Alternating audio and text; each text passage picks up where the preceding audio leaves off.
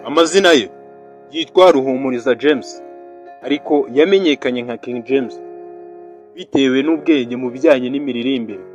Indirimbo ze nziza zikunzwe cyane n'imbaga nyamwinshi y'Abanyarwanda.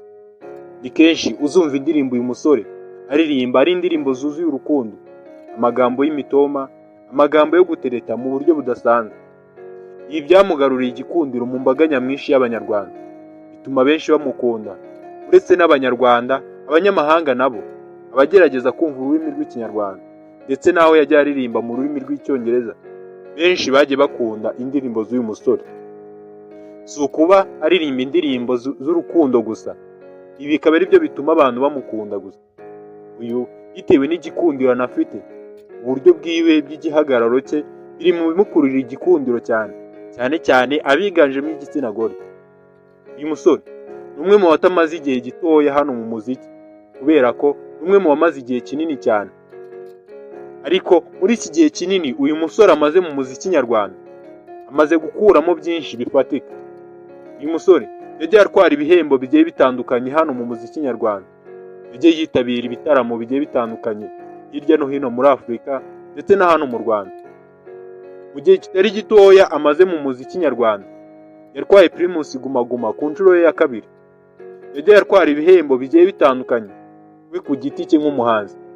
King James aho hose muri ibyo bihembo byose yagiye asaruramo amafaranga menshi. Kuri ubu ngubu ni umwe mu bajejeta faranga cyangwa se abaherwe bakomeye cyane mu muziki nyarwanda, kubera ko ibinyamakuru bitandukanye ndetse n'imbuga zitandukanye zikora urutonde rw'abahanzi batunze agatubutse hano mu Rwanda, izihwema kumushyira mu ba mbere. Muri ibyo bikorwa bitandukanye uyu musore yagiye ashoramo amafaranga, kubera ko yakoreye amafaranga menshi mu myaka yahashize. Aya mafaranga rero yakoreye ntabwo yigeze ayajyana mu iraha cyangwa se ngo ayajyane mu bindi bintu bidafite umumaro, ahubwo yahisemo kuyashora muri business. Muri izo business twavugamo nka supermarket izwi ku izina rya Mango, twavugamo amazu atandukanye, harimo nk'inzu igeretswe iri mu karere ka Kamonyi mu mujyi wa Ruyenzi. Uyu musore kandi ntasiba guhinduranya amamodoka mashyashya y'ubwoko buhenze ndetse n'ibindi mitungo itandukanye ibarizwa hano ku butaka bw'u Rwanda. King James ni umwe mu bakunzwe cyane, akaba umwe mu baherwe batandukanye, ariko igitekerezo cyo kuba umuherwe ntabwo ari ikintu kije vuba cyangwa se ngo gitangiye mu minsi ya vuba, ahubwo ni ibintu yatangiye kera, yateguye kera. Gusa nubwo ibi bimeze bityo, uyu aracyari umusore, nta mwana, nta mugore ndetse nta mukunzi we abantu bazi. Uyu iyo abajijwe ku bijyanye no kurongora, akenshi ajya asubiza igisubizo kitajya kinyura abacyumva. Abakunzi be ntabwo bajya bashaka kumva igisubizo uyu musore ajya basubiza mu gihe abajijwe ku bijyanye no kurongora. Ese ubundi ko uyu musore afite byose bimwemerera kuba yakubaka urugo, uyu musore kuki afite byose bimwemerera kuba yashinga urugo, akagira umuryango, akaba yashyira umwana mu mago nk'uko benshi mukunze kubyita, kuki atabikora? Ni iki gituma uyu musore atarongora? Ese iyo abajijwe kuri ibi ngibi avuga ko impamvu ibimutera ari iyi? Guhaye ikaze, nubana nanjye uraza gusobanukirwa ingingo ku yindi ku bijyanye n'ubuzima bwa King James. Icyo nakwibwirira ni uko aha ngaha wageze ni ku gicumbi cy'inkuru n'ibyegeranyo gicukumbuye mu buryo buryoheye amaso ndetse n'amatwi. Njye mugiye kubana nitwa Elisa Nishimwe. Uramutse wakunze iyi video wakanda subscribe, ntibagirwe like. Guhaye ikaze. Bwana Ruhumuriza James cyangwa se wamenyekanye nka King James, uyu ni umusore ukunzwe cyane, wagiye uririmba indirimbo nyinshi zitandukanye, harimo nka Nzakubona Ryari, Ndagukunda ndetse n'izindi ndirimbo zitandukanye cyane zagiye zikundwa mu myaka yo hambere. Uyu musore yavutse mu mwaka w'1990, avukira mu mujyi wa Kigali. Ariko nubwo yavukiye mu mujyi wa Kigali, ahangaha ntabwo ariho yakuriye, kubera ko we n'umuryango we baje kwimukira mu karere ka Nyabihu. Anahiga amashuri abanza, ariko amashuri yisumbuye ayiga kuri APR Rugunga. Ari niho yasoreje amashuri yisumbuye mu mwaka w'2011. Bwana Ruhumuriza James cyangwa se King James, uyu yatangiye umuziki we mu buryo bwa nyabwo, ndetse yatangiye no kumenyekana mu mwaka w'ibihumbi 2009. Mu mwaka w'ibihumbi 2009 nibwo yatangiye kumenyekana, agenda akora indirimbo nyinshi zitandukanye zagiye zikundwa, abanyarwanda baramukunda cyane. Uyu musore yagiye azamuka bituma atwara Primus Guma Guma, ndetse aza no kongera kuyegukana ku nshuro ya kabiri. Uyu musore ni umwe kandi mu bagiye bakorera amafaranga menshi cyane, bitewe n'uko ari umwe mu bari bakunzwe mu myaka yo hambere, byagiye bituma agenda atumirwa mu bitaramo byinshi. Ibyo nyine bituma akuramwo amafaranga menshi.